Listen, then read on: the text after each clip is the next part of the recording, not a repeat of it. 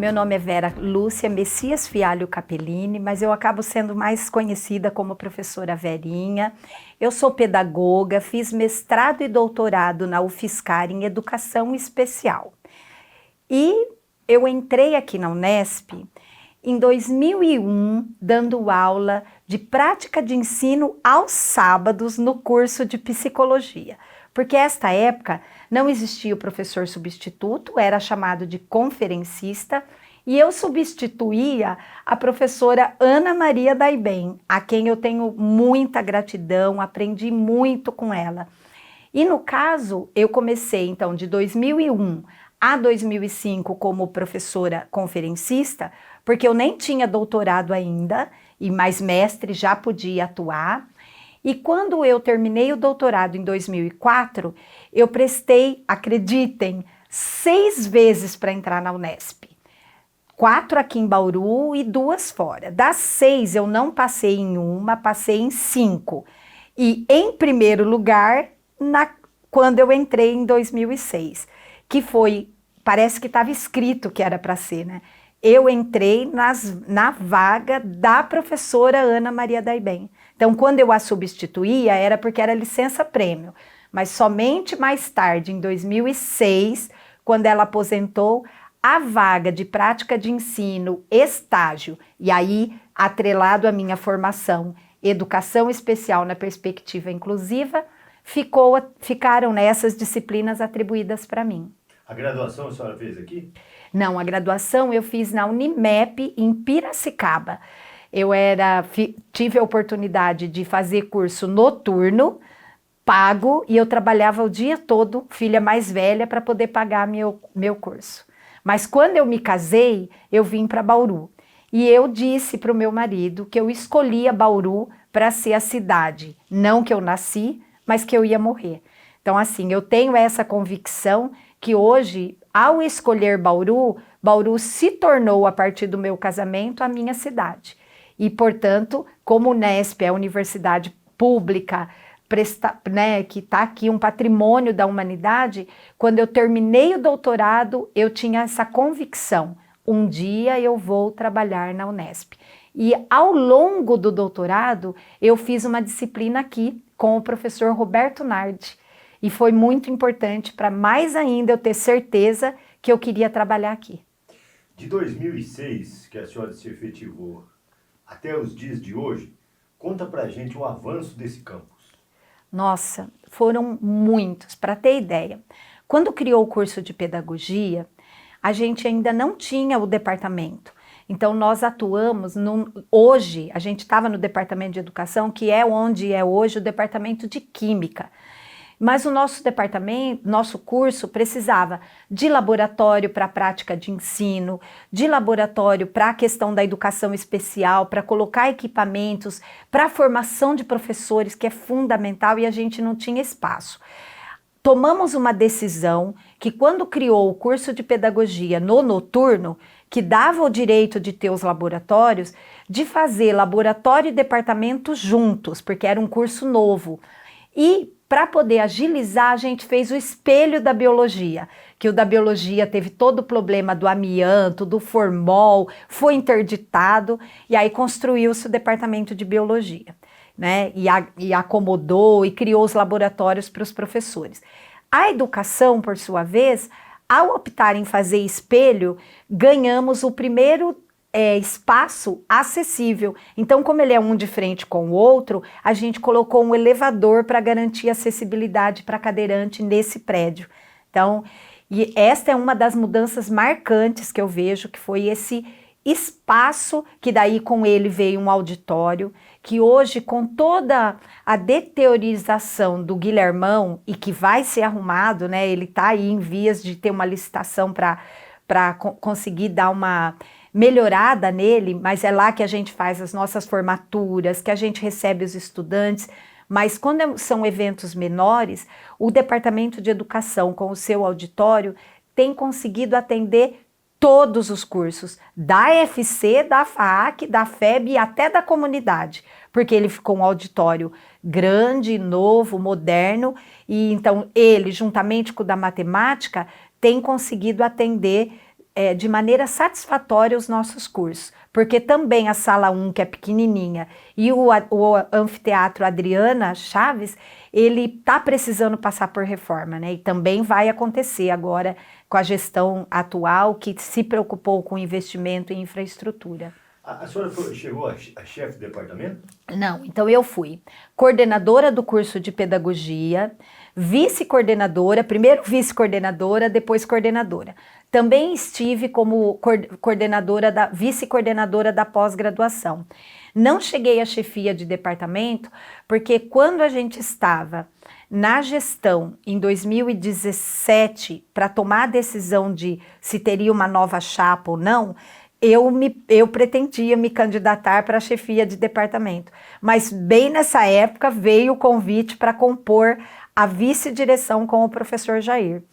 Mas ainda anterior à parte da gestão, eu vejo que um aspecto importante que precisa ser dito é que de 2012 a 2017, um envolvimento grande por parte de docentes, de alguns docentes, mas em especial eu presidi a comissão de ensino, 2014, 15, 16 e 17. Então esse período de ser presidente e depois reeleita presidente da comissão de ensino, a gente começou a nossa abertura para a sociedade, para as cotas, né, para as ações afirmativas de aluno da educação básica, começou em 2014. Então, uma das principais mudanças que eu vejo foi que de 2015 para cá, a gente se abriu todos os cursos para o aluno da educação básica. As licenciaturas, a gente já recebia aluno da educação básica, mas eles passaram a permear o campus. E a questão das cotas para pretos e pardos foi fundamental, porque uma das coisas que me entristecia como presidente da comissão de ensino era que quase sempre ou eu era paraninfa, professora homenageada, ou estava lá na congregação, e o que eu observava era raro ver um aluno preto presente. E aí, se eu posso destacar algo marcante, foi acho que em 2016, a gente recebeu estudantes do Timor-Leste. E eles vieram fazer o curso de meteorologia pagos pelo governo de lá devido à importância. E quando eles chegaram, eles tinham dificuldades, inclusive, para compreender a nossa língua portuguesa. Com dificuldades para compreender a questão cultural daqui, mesmo a questão até de um cobertor, porque Bauru é muito quente, mas quando tá frio, é frio. E eu lembro como se fosse hoje, da gente criar um projeto. Então eu tive a oportunidade de criar um projeto que era ampliando a cultura, o capital cultural dos alunos do Timor-Leste. E todos os dias, no fim do dia, a gente ensinava a cultura brasileira e língua portuguesa para eles como um projeto especial. E desse período também, eu acho que é algo que é marcante, eu não posso deixar de falar. Professor Henrique me recebeu na sala dele, eu lembro como se fosse hoje, e falou: professora Vera, a extensão universitária é muito importante, e a gente tem um bairro aqui que ele é muito carente, e eles não têm nem o próprio senso de quanto eles são. E eu tive a honra de participar junto com o Antônio, com a Eliana Zanata, com o Black, com outros professores, na gestão do professor Henrique, logo que eu entrei, de ir a campo no bairro Ferradura Mirim, chamado à época de favela, mas a gente chamava de bairro Ferradura Mirim, que não tinha ônibus, que eles não conseguiam receber uma carta, porque não tinha como entregar, porque eles não eram identificados. E a gente fez durante um ano, durante um semestre, o censo do bairro, de ir em casa por casa, bater, entrar, tomar café com os moradores, se apresentar, de uma senhora falar: professora, se a senhora quiser ir no banheiro, a senhora me perdoe, mas aqui é fossa, não tem vaso, se a senhora quiser fazer um xixi, não tem. De outros eu ver que não era uma casa, era um barraco, que era umas madeiras e ele era todo de um plástico preto. Então aquilo não só para mim, mas para mim como docente, junto com alunos de diferentes cursos, de fato mostrou um papel social e transformador da universidade, que é condição para que todo aluno conheça. Inclusive tem até um cursinho com o nome. Foi daí. Então, assim, de ir para lá e começar a pensar em políticas públicas junto com a professora Ana Maria Daibem, que à época estava depois como secretária do município, em pensar em levar o ônibus para lá e que aqueles alunos tinham tanto quanto qualquer um outro direito de estudar aqui. Mas para isso, em vez da gente ir para lá, a gente quis que eles viessem para cá para conhecer a universidade e criamos um cursinho com o nome Ferradura Mirim. Então, acho que assim, os principais marcas, né, da minha gestão, já na gestão da professora Dagmar, e eu estava na comissão de ensino, eu lembro da preocupação com a palavra que para alguns é meio forte ou incompreendida, que era da flexibilidade no currículo, no ensino. E é um tema que está previsto na LDB. A LDB fala da flexibilidade. E esse tema era tão importante porque os alunos começaram a chegar e eles não se sentiam parte daqui. Os alunos da permanência, os alunos que daí começou a ter, né, a cota, chegou alunos que o pai deixava na unidade e falava, professora, o que ele vai comer ou não, eu não sei. E aí à noite esse aluno que não tinha certeza do que ele ia comer, ainda não tinha moradia, o que a gente ia fazer com ele? O currículo precisava conhecer esse aluno, o contexto desse aluno. Então eu comecei junto com os outros colegas na comissão de ensino, trabalhar com essa perspectiva que os alunos precisavam ter acolhimento. Então eu lembro dessa marca, desse período aí de 2006 a 2016, então 10 anos, atuando, mas com essa preocupação já, com a permanência, com a extensão, com o papel social e transformador da educação. E acho que eu fecharia falando que em 2011 eu concorri a um edital com o Ministério Público da Educação. E em 2010 eu concorri e saiu o resultado. De 2010 a 2018, eu atuei como professora, formadora de outros professores, de norte a sul do Brasil, na modalidade EAD, formando professores para saberem trabalhar com alunos com deficiência. Foram mais de 6.000 professores formados sob a minha coordenação, porque no norte, nordeste, no Rio, não tinha cursos como aqui na UFSCar, de professor doutor de educação especial. Então esse conhecimento que era restrito da região sudeste, pôde ser levado para todo o Brasil na modalidade EAD, para aqueles professores que já tinham na sua sala alunos com deficiência e não sabia como trabalhar com eles. Faça um paralelo, a senhora foi vice-diretora na época da pandemia. Como Sim. é que foi trabalhar em casa, né? E é tudo fechado, 2 anos nós ficamos Sim. em casa, a senhora na vice-diretoria, que é mais ligada aos alunos, né? Conta essa experiência pra gente. Isso, bom, então é importante que quando a gente aceitou o desafio de concorrer à vice-direção junto com o professor Jair, teve até chapa que concorreu conosco, e quando a gente logrou êxito, eu acho que 2 fatos impactaram muito. Um antes da pandemia e um durante a pandemia. No dia que saiu o resultado da eleição, eu estava internada na beneficência com uma pneumonia, porém não era pneumonia, porque a pneumonia eu sarei e a mancha continuou lá no pulmão. Eu tive, antes de tomar posse com o professor Jair, o diagnóstico de câncer no pulmão. E quando eu entrei para o centro cirúrgico, mas a primeira pessoa que eu contei aqui da Unesp foi para o professor Jair, e eu disse para ele, Jair, nós fomos eleitos, eu não vou te abandonar. E o cara lá de cima tem ainda, ele vai permitir que eu continue, porque eu tenho muito a fazer aqui. E quando eu tive essa notícia do câncer e de ter sido eleita vice-diretora, nesse período a gente perdeu por suicídio um aluno aqui no campus. Nós perdemos na FC e a FAAC perdeu na FAAC. Tá? E inclusive o da FC era preto. Então era um aluno de permanência preto que tirou a própria vida. Então quando eu assumi a vice-direção, e antes da pandemia e depois da pandemia, o que eu tive um compromisso ético comigo e com a vida? Que se Deus permitisse que eu saísse do câncer bem e saudável, tudo que eu pudesse fazer para que alunos não perdessem mais a vida aqui no campus e que eles conseguissem permanecer, se desenvolver, aprender e ter condições dignas, eu iria fazer. Então, antes da pandemia, a gente já começou a se preocupar com espaço de convivência, com ter yoga para que esses estudantes pudessem associar atividades físicas e atividades do cuidado com a mente. A gente teve a criação do NTAPS, vou falar dele, né, com mais detalhe, e aí eis que veio a pandemia.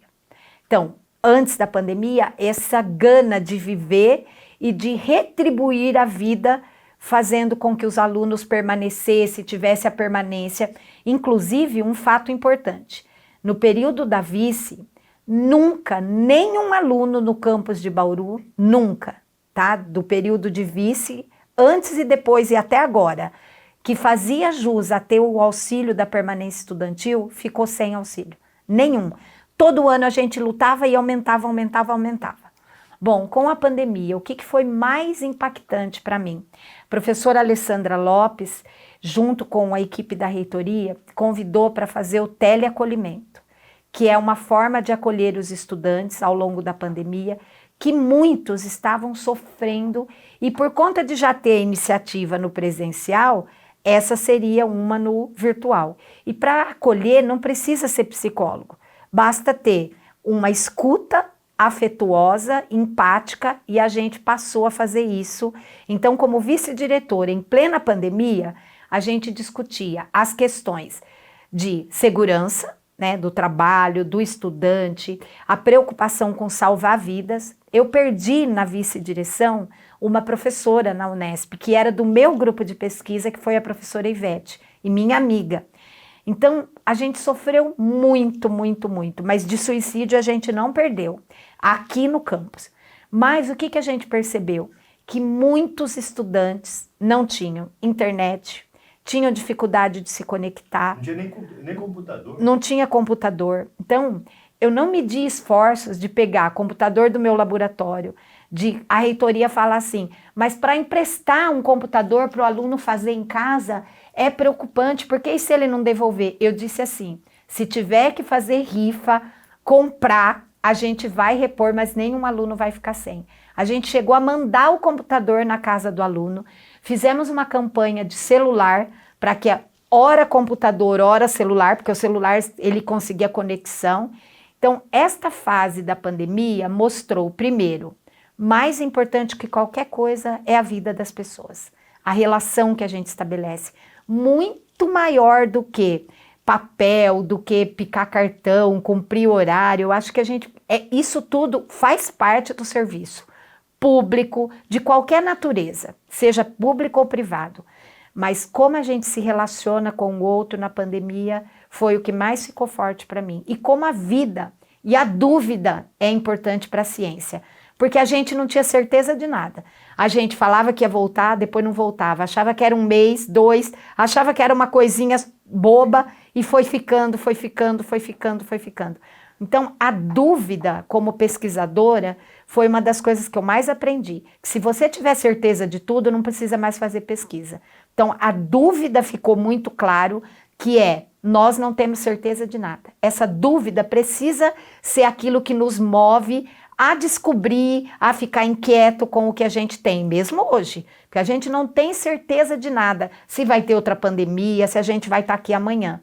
Então, isso ficou muito forte para mim, aprender que existe dúvida, que a gente tem que valorizar a vida. E também eu descobri no período da pandemia, como vice-diretora, que nem tudo precisa ser resolvido sentado um do lado do outro. Quantas coisas a gente resolveu por Meet, por reuniões. Inclusive, eu tomei posse de diretora por Meet.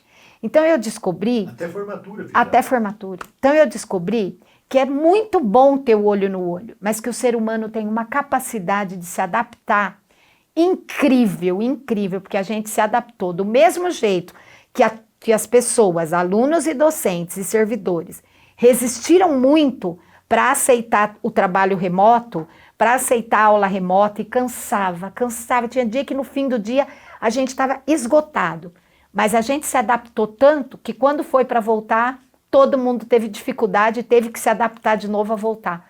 porque às vezes, sei lá, com o pijama quentinho, com a meia no pé, participava de reuniões que na comodidade da nossa casa. Então, se por um lado a gente sofreu muito, a convicção de que nós seres humanos somos capazes de se adaptar e que quando a gente faz essa adaptação com base na ciência, a gente protege vidas, porque, para ver, a gente perdeu um número muito pequeno, toda a vida importava, mas enquanto o Unesp foi bem pequeno o número de pessoas que a gente perdeu comparado com o tanto que nós perdemos, pensando em sociedade, ou seja, porque a gente cuidou, seguiu os protocolos com base na ciência. Então, aprendi muito nesse período. Então, vamos detalhar. A senhora foi a criadora do NTAPS? Fui, então, né, eleita vice-diretora e depois, como vice-diretora, criamos a chapa e demos continuidade, não teve chapa contrária e fui eleita diretora junto com o professor Remo. Na gestão do professor Jair, antes um pouco da pandemia, eu fui visitar Botucatu. Eu recebi aqui a professora Kika, Maria Cristina, diretora de Botucatu, e Botucatu, há mais de 20 anos, já tem um núcleo técnico que atende alunos da medicina. Eu pensei, por que a medicina pode, e física, química, matemática, meteorologia, pedagogia, biologia não pode, psicologia, ou seja, lá em Botucatu tem, porque o índice de suicídio nos alunos da medicina eram grandes e eles já ofereceram esse núcleo.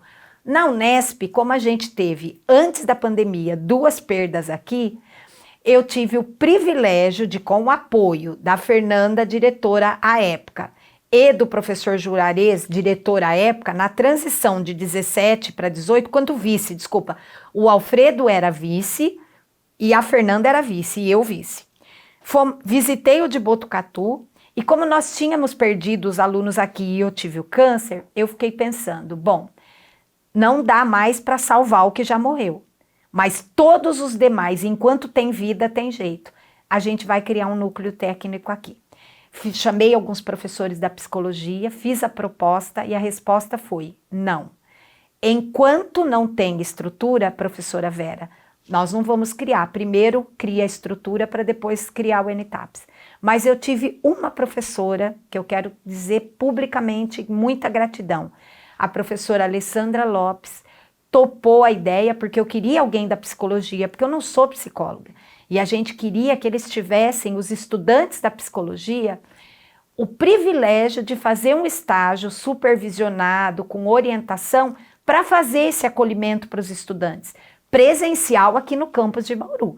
Então não era a ideia nunca criar para a Unesp, era criar aqui. Mas a Fernanda Henriques, que é muito sábia e é do design, criou um logo porque ela falou, professora Vera, este projeto pode ser inspiração para toda a Unesp. E a gente não imaginava que viria uma pandemia pela frente.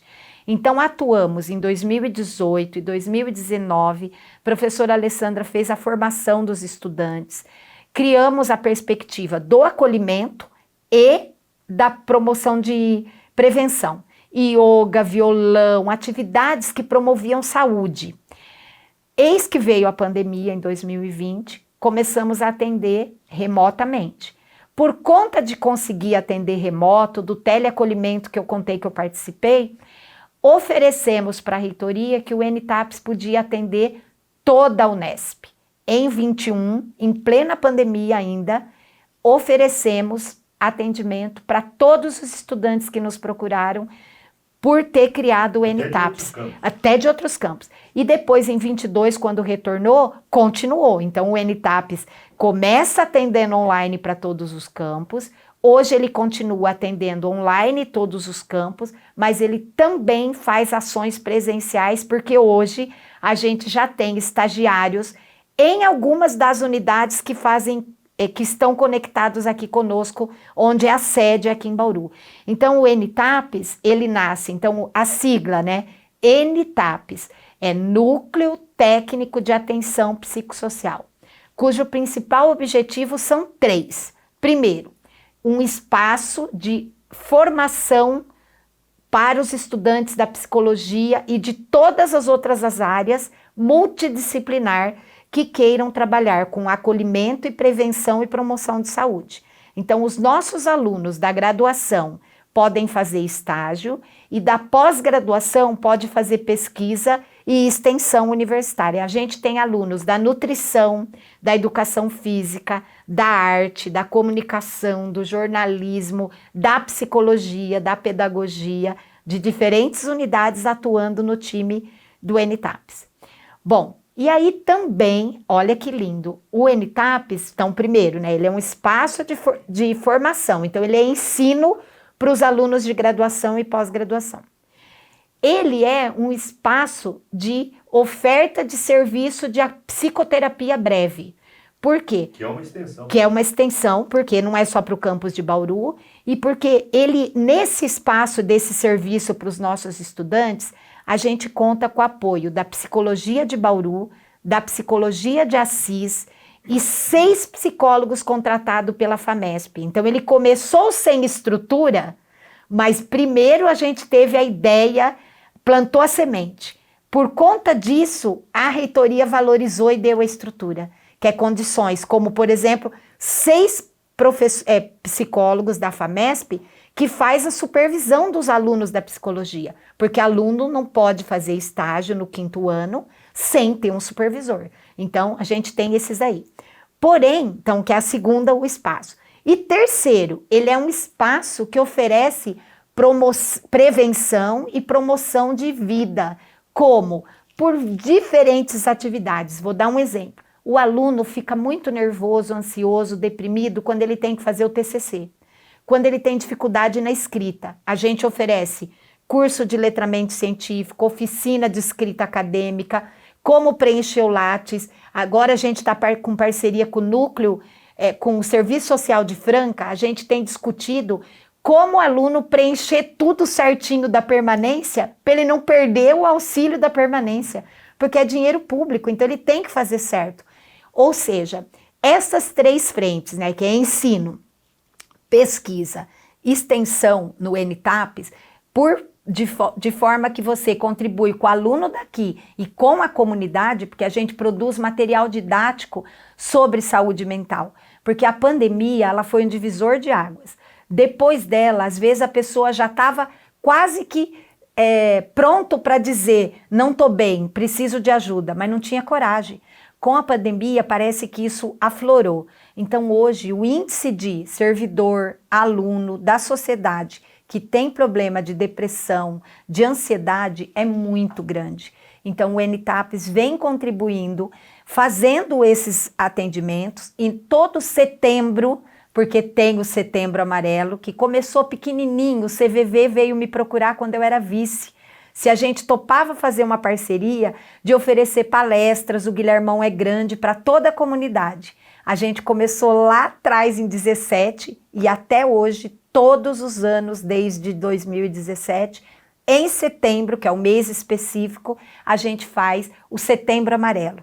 Para toda a comunidade, gratuito, para os estudantes, para a comunidade, um evento que traz ensino, pesquisa, curso, escuta. A gente também criou e comprou um celular 24 horas, igual do CVV, e tem um projeto dentro do NTAPS que chama Fala que eu te escuto, e os alunos podem falar a qualquer momento, de segunda a segunda, e ser escutado por uma psicóloga do outro lado que está lá para fazer um primeiro acolhimento, explicar tudo que tem no NTAPS para ele poder ser atendido depois. E vocês já tiveram retorno de algum aluno? Já. Dizendo os benefícios que ele teve? Vários, né? Eu quero contar um depoimento. A professora Ana Caldeira, né, já é aposentada. E eu quero dizer que a professora Ana Caldeira orientava uma aluna que tentou tirar a própria vida. E ela disse para mim, professora Verinha, e ela escreveu isso, quando nem eu acreditava em mim, o NTAPS e a senhora acreditou, a ponto de colocá-la dentro do carro com o motorista para levar para internação e depois oferecer o acolhimento. E hoje eu dedico esse diploma porque eu concluí, ela não evadiu, ela concluiu, foi para pós-graduação e concluiu, e ela disse, eu dedico porque se não existisse o NTAPS, eu não estaria aqui agora. Então esse é um dos depoimentos que eu tenho que marcou muito, muito, muito. Quer dizer, a exemplo desta aluna deve ter um Um monte, monte de outros, sem dúvida, vários outros. Ou uma aluna, por exemplo, que falou que a tese dela, ela tinha muita dificuldade depois da pandemia de concentração, de pôr no papel o que ela entendia. E hoje a gente também tem alguns professores ainda que são mais conservadores, têm dificuldade de se aproximar, de ter uma escuta mais empática com o estudante. Ela veio fazer o curso de letramento científico, foi tão acolhida pelo professor do NTAPS que deu o curso, que fora do horário do curso, ela escrevia uma página e mostrava para ele, escrevia duas e mostrava, ele foi acompanhando, ela conseguiu pôr no papel o trabalho dela. Então, assim, eu tenho vários depoimentos da importância desse trabalho enquanto suporte para os estudantes. E tão importante ele foi que num dos fóruns de diretor e vice foi aprovado por unanimidade em 22, para começar em 23, a vinda do psicólogo, do único que é o Unesp, que não é FAMESP, que foi o profissional Danilo. Ele foi contratado, o reitor autorizou na hora, porque eu disse que primeiro, eu estava cansada, porque só FAMESP, eles não são da Unesp. E FAMESP tem a questão do horário e tal. Na Unesp, se um aluno me liga 6 da manhã num sábado, que ele está tentando tirar a vida, eu queria ter alguém para poder falar. Acolhe esse aluno 6 da manhã num sábado. Se é um profissional da Unesp, ele pode fazer e depois ele desconta essa hora. O que a gente falou? Todos os diretores, os 34 e os vices assinaram uma carta, colocando que era prioridade zero a continuidade do NTAPS e a contratação de pelo menos um psicólogo. Na hora o reitor assinou e o Danilo veio. Ou seja, um feito, porque a partir desse dia o NTAPS deixa de ser da FC. Ele está na FC no campus de Bauru, mas ele é de toda a Unesp. A partir do momento que a senhora deixou a vice-diretoria e passou a diretora, estabeleça uma relação, as funções são muito diferentes? Sim, elas são diferentes porque o CPF pesa, né? Então, na vice-direção, embora eu já tinha com o professor Jair, acompanhava tudo o que acontecia na direção, porque a gente tinha uma gestão muito parceira, e é assim com o Remo hoje, era o CPF dele que estava lá, responsável, então no meu também. E também porque na direção do professor Jair, que a gente pegou a gestão do professor Sandro, não tinha dinheiro nenhum, atrasou até nosso 13º salário. Com a gestão do professor Pascoal, que eu tive o privilégio de ser a minha de direção, muitas mudanças foram implementadas no âmbito das unidades. Então, por exemplo, eu faço um balanço quando eu fecho os olhos, já começou na vice-direção, mas pequenininho se materializou na direção. A gente construiu aqui no campus, parece coisa boba, mas os alunos não tinham esse espaço. A gente construiu 2 quiosques para os alunos poderem sentar, comer, conversar. O que é um quiosque? É um espaço coberto com tomada para carregar o celular. Um na frente da biblioteca, um lá perto da matemática, química, física, CPA. Que é uma coisa que parecia boba, mas como mulher, como alguém que se preocupava que se um filho não tem onde sentar, imagine um aluno também, aquilo me incomodava muito. E nem ficou tão caro, e a gente conseguiu. Mas de lá para cá, a gente teve mudança na forma de licitar, que foi a mudança da legislação. Como diretora, eu tive uma preocupação muito grande com o patrimônio público. Então, de saber onde está cada cadeira, e foram ações conjuntas com a reitoria, de ter que saber e prestar conta de cada patrimônio, cada rádio, cadeira, televisão, equipamento, porque é dinheiro público e a gente tem que se preocupar com o dinheiro público. Uma ação que eu fazia como vice e continuei fazendo como diretora.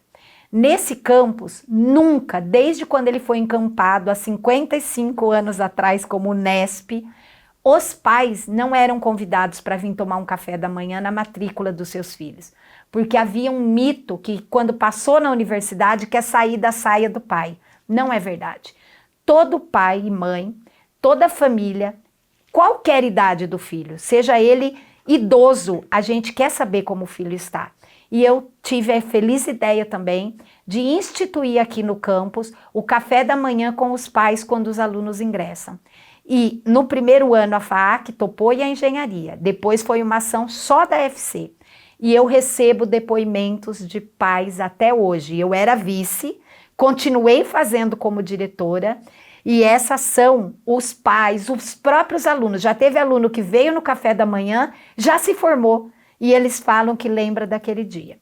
Então, a principal mudança que eu vejo da vice, porque eu tive a oportunidade de estar nos dois, é que o vice ele tem uma preocupação grande com as questões da permanência estudantil, da moradia, da extensão, dessa relação no campus com o RU, né, dos estudantes. Mas como eu já tinha essa pegada antes de ser vice, eu continuei mantendo isso com o Remo, mesmo como diretora, mas assumindo outras atribuições muito fortes, que é defender um aumento no custeio da unidade junto à reitoria, porque a FC cresceu por demais, de ter uma boa relação com a FAAC, com a FEB e com a AG, porque a AG que administra tudo aqui. E no meu caso em especial, eu avoquei para mim a supervisão do IPMET. Então foram muitas reuniões junto à Defesa Civil, a Casa, né, Civil lá em São Paulo, para conquistar, e ainda a gente não conquistou, então eu estou terminando a gestão com muita possibilidade que isso se materialize. A semana que vem, inclusive, eu estou indo a São José dos Campos ver um radar, junto com a Defesa Civil, que há a possibilidade de comprar um radar produzido no Brasil. O governador prometeu que vai dar o radar. Prometeu. Então, o que nós temos? O governador prometeu o radar e prometeu que Bauru seria o centro de monitoramento de todo o estado. Isso ele já fez. Nesse ano, está publicado em DO, ele criou o Centro de Meteorologia, né, toda a gestão dos dados da Unicamp, do IEMAR, da USP e de Bauru, ele é feito pelo IPMET de Bauru. O que falta para fechar com chave de ouro?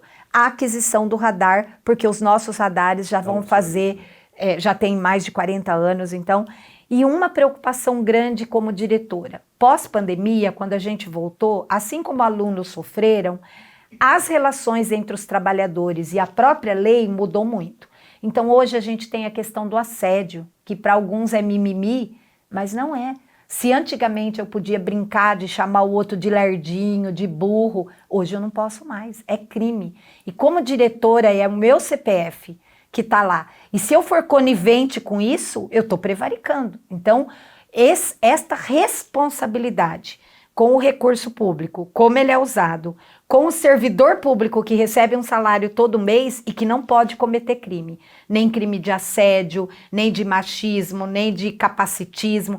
Então, toda essa preocupação com a formação em parceria com o CEDEP 3, com a CAAD, para orientar não só o campus de Bauru, mas toda a Unesp, que agora isso é crime, como diretora eu tive essa preocupação.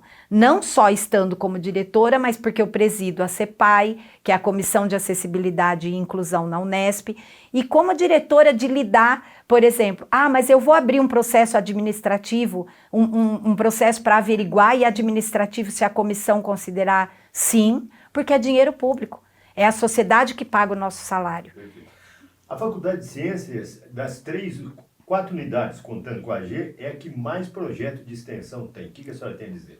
Que é um orgulho, né? É um orgulho. Eu tenho a dizer que a Faculdade de Ciências, historicamente, e hoje é assim, não só daqui como de toda a Unesp, é a que mais tem extensão. Ou seja, professores da Faculdade de Ciências, das licenciaturas e dos demais cursos, envolvidos com esse tripé que a gente chama que é a extensão, que é a preocupação de produzir o conhecimento, mas trabalhar esse conhecimento não para a sociedade, mas com a sociedade. Porque nessa via de mão dupla, esse conhecimento científico, ao entrar em contato com o cultural, com o conhecimento que a comunidade traz, ele se transforma e se torna pesquisa.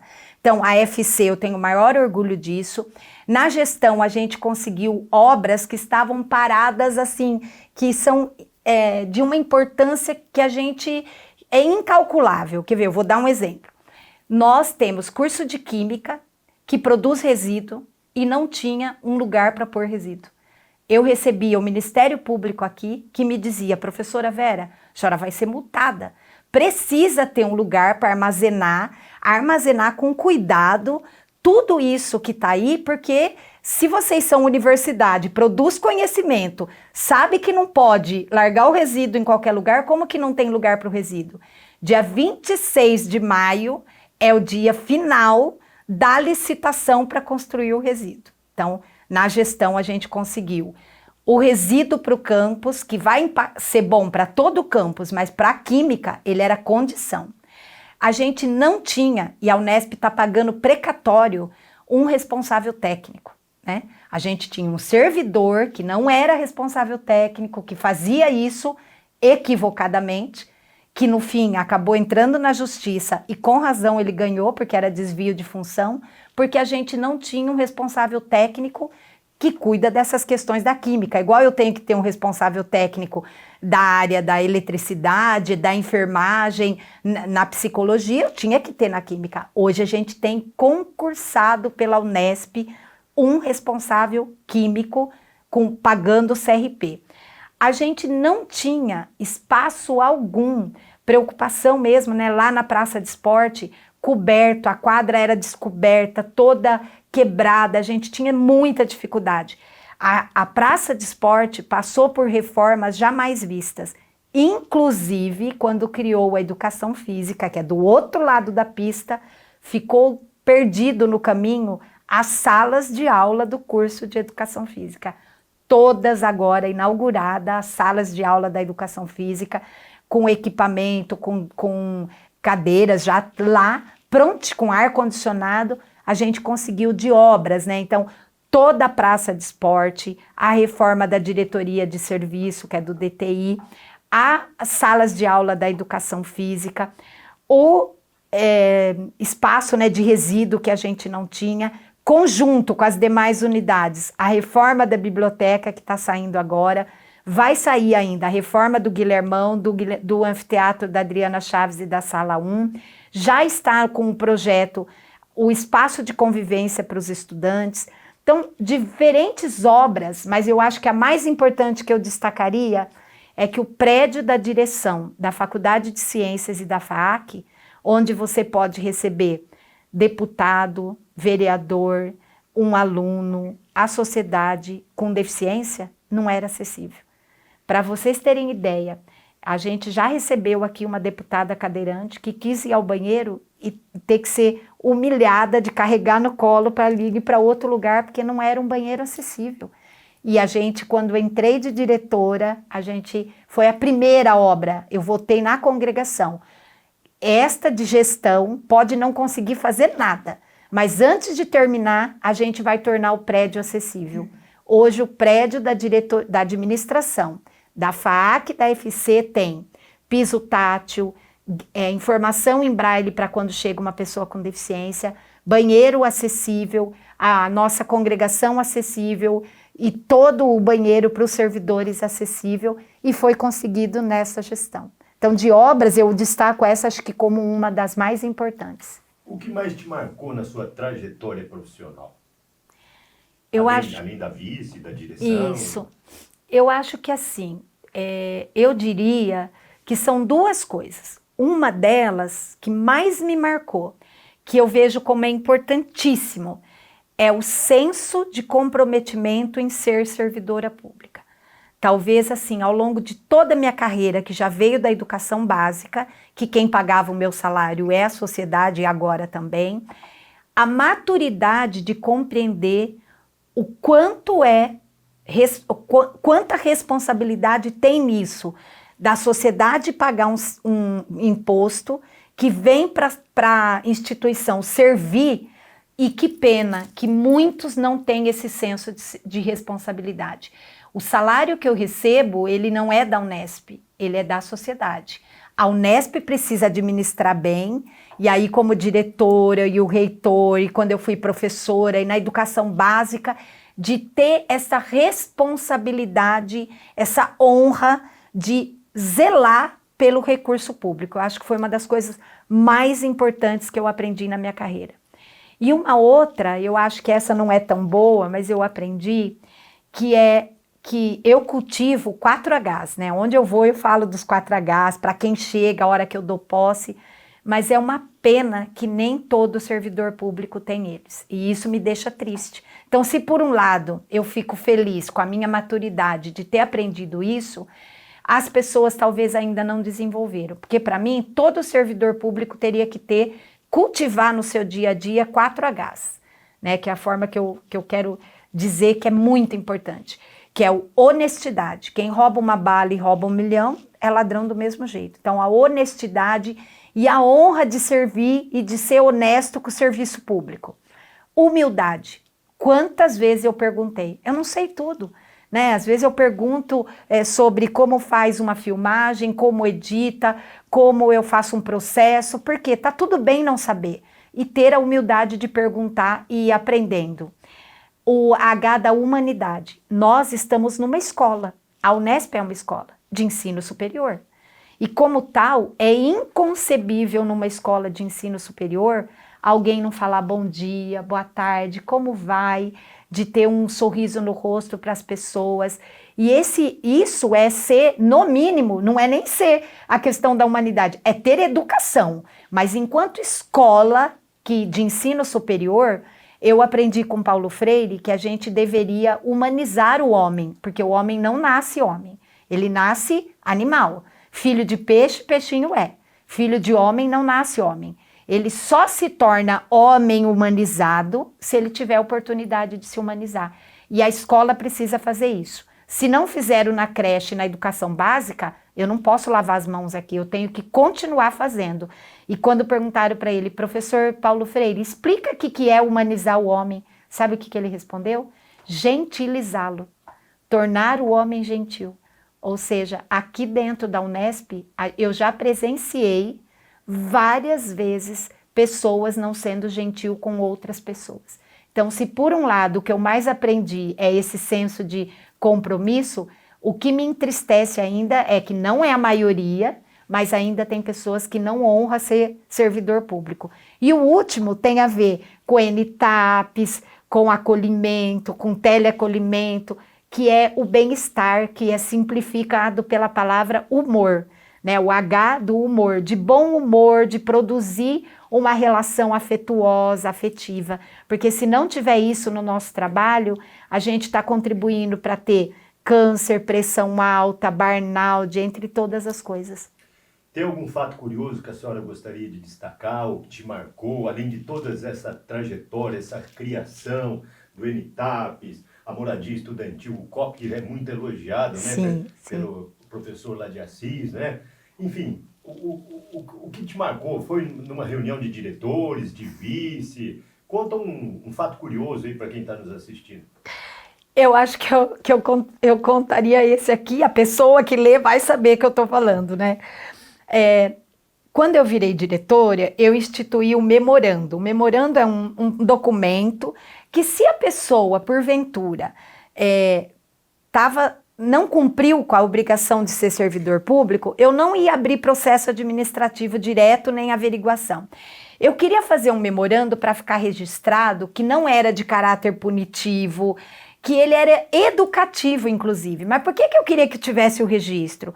Porque se daqui 30 anos alguém falasse, mas essa professora não conversou antes, só a conversa o vento leva. Então eu queria que tivesse um papel que não ia para o jurídico, que ia ficar na gestão de pessoas, lá na pastinha da pessoa, que eu conversei com a pessoa, e com uma testemunha, inclusive.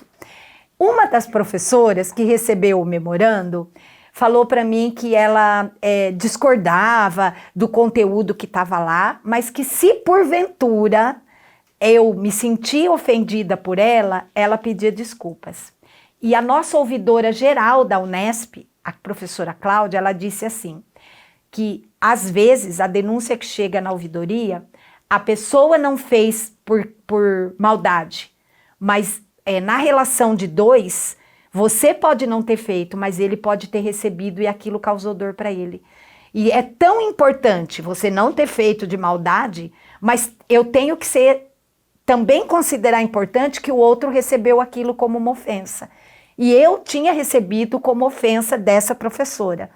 E ela disse, então, professora, se porventura eu não tive a intenção, mas eu te ofendi, eu peço desculpas. Isso foi logo no primeiro ano da minha gestão.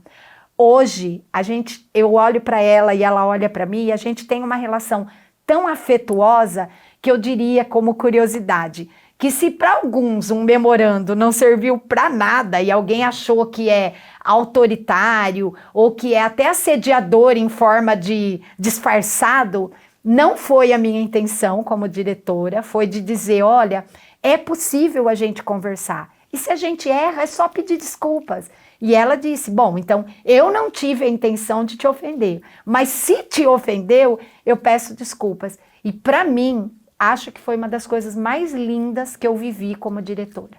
Parece que é uma bobagem, mas um pedido de desculpas, né? E esse não foi só lá, congregação já teve pedido de desculpas, da minha parte, inclusive. Então essa capacidade de se retratar, porque a gente é ser humano e a gente erra. Então, acho que o fato mais curioso que me marcou na direção é a capacidade que a gente precisa ter de se retratar, não só eu, nós, seres humanos, mas quando alguém tem, que bem que isso faz para o outro. Eu acho que isso foi uma curiosidade bem grande. E acho que uma outra, em relação ao radar, eu fecharia com essa. Eu fui para a Casa Civil, junto com gente da meteorologia, com o professor Calheiros, e eu não entendo nada de radar.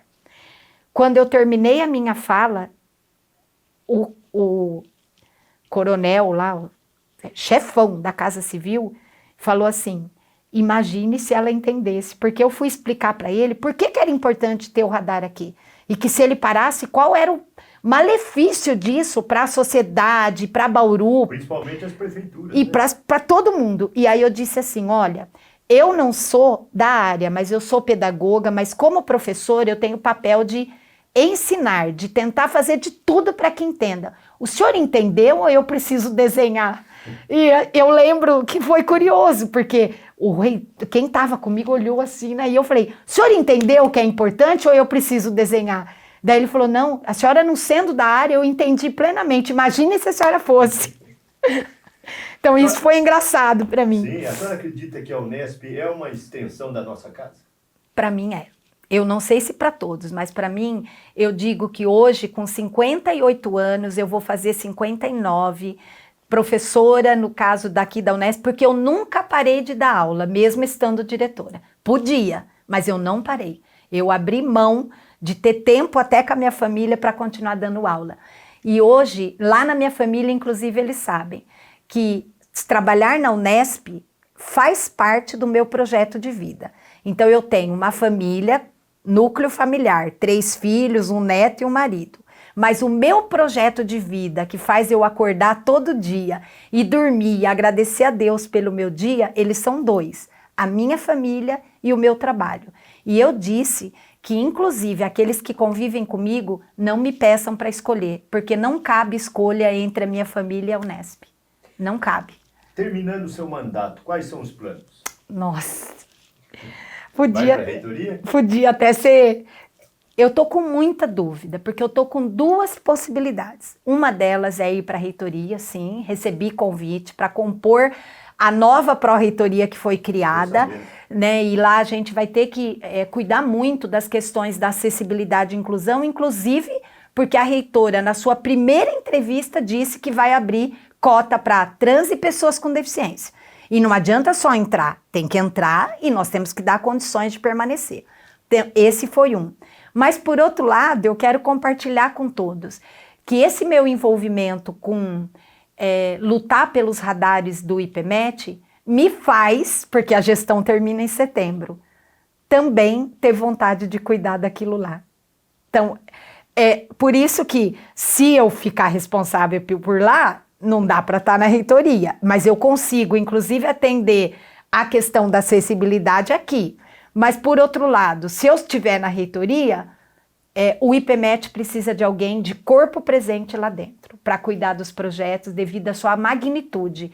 Então, eu não tenho problema, não é segredo, né, de dizer que hoje eu não sei, mas como projeto futuro... Até setembro vai decidir. Até setembro eu tenho que decidir. Eu tenho essas duas possibilidades. E continuar sendo uma boa professora, eu quero lutar para ser cada dia melhor como professora do curso de pedagogia e licenciaturas, porque não vai haver melhoria nesse país se a gente não continuar formando bons professores das diferentes áreas. Então, eu trabalho, né, com licenciatura e pedagogia.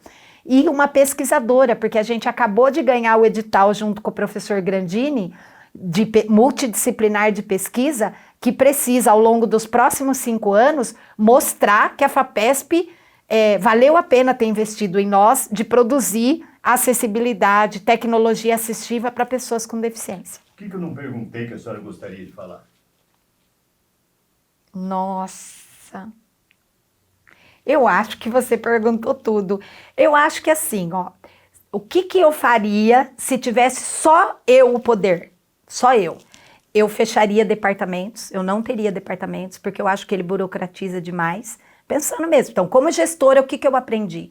Que os cursos, o ensino é a alma da universidade. E que hoje em dia, com a IA, com a tecnologia, não precisaria de departamento. A Folha, com o novo sistema que fizeram, aperta um botão. Então, para mim, esta estrutura de departamento, e já tem universidades do mundo todo que não tem, sabe? De ter um chefe de departamento para ter a Folha, eu não teria. Isso não significa que não tem que ter pessoas que acompanham, mas eu focaria muito mais em curso, em centros, nessa área de curso do que essa estrutura departamental de fazer a folhinha, ver se ele veio ou não. Então, eu acho que você não perguntou se eu mudaria alguma coisa, se eu tivesse o poder. Se eu tivesse o poder, eu instituiria o teletrabalho, porque eu acho que tem pessoas que se dão melhor no teletrabalho do que presencial, e é característica. Então, eu permitiria as duas coisas, trabalho presencial e teletrabalho, se eu tivesse o poder. E eu começaria uma discussão se precisa, numa universidade do tamanho da nossa, como aqui, por exemplo, eu ter 8 departamentos da FC, 4, 5 da FEB, ter essa estrutura. A estrutura da G, por exemplo, eu sou uma grande crítica da G, eu, professora Vera. Para mim, tem que ter a G, que é a administração geral, mas tinha que ter um prefeito para cuidar da parte da infraestrutura. Água, luz, telefone, segurança. RH, compras na G, não. Não faz sentido eu comprar, por exemplo, papel na G, papel na FAAC, papel na FEB, papel na FC. Funcionaria como uma prefeitura, né? Isso, para mim lá seria uma prefeitura, a parte de infraestrutura e toda a parte de administrativa, no sentido de sistema, contabilidade, as outras coisas, dividido nas 3 unidades, mas eu repensaria a estrutura da universidade. Qual é a sua mensagem aos 55 anos, você fazendo parte dessa história? Eu diria que a minha mensagem é: as pessoas nascem bebezinha e precisa ter uma formação sólida de 0 a 2. Porque a etapa que a gente do desenvolvimento, que a gente é que nem uma esponja, né? Então eu diria assim, gratidão a todos que vieram antes e deram uma base sólida para a FC. Porque ela só é o que ela é hoje porque teve gente que veio antes de mim. Aí quando a gente chega na meia idade, né, a gente vai ficando mais crítico ali dos 30, 40, mas nesta hora muitos desistem. Então, gratidão aos que resistiram e continuaram. E agora, a todos aqueles que contribuem para os 55 anos, pensando na linha da maturidade, que é fazer 60, a gente está a um passo de fazer 60, de atingir a maioridade. Então, assim como a Unesp vai fazer 50 anos o ano que vem, né? 50 anos o ano que vem. Nós que temos 55 já somos uma jovem senhora de 55, mas jovem ainda. E quando a gente faz 60, pela lei do Brasil, a gente se torna idoso, né? Então eu diria que a FC, nos seus 55 anos, ela tem que celebrar e ela está pronta para dizer: venha 60 anos, vamos chegar nessa vida, nesse momento da melhor idade. Por quê? Porque eu considero que ela está pronta para daqui para frente, com as pequenas obras que faltam para conseguir consolidar a sua estrutura, só crescer e desenvolver. Aquela fase de consolidar até os 55, 58, que é as obras que faltam, a gente está consolidando. Então, a FC está pronta para encarar os desafios que o mundo nos reserva com a IA, com essas questões de saúde mental, de abrir para o SUS, que nós vamos abrir para o SUS, de estar de portas abertas para a comunidade. Ou seja, com 55, a gente está pronta para enfrentar os desafios que a melhor idade, que é quando faz 60, nos coloca.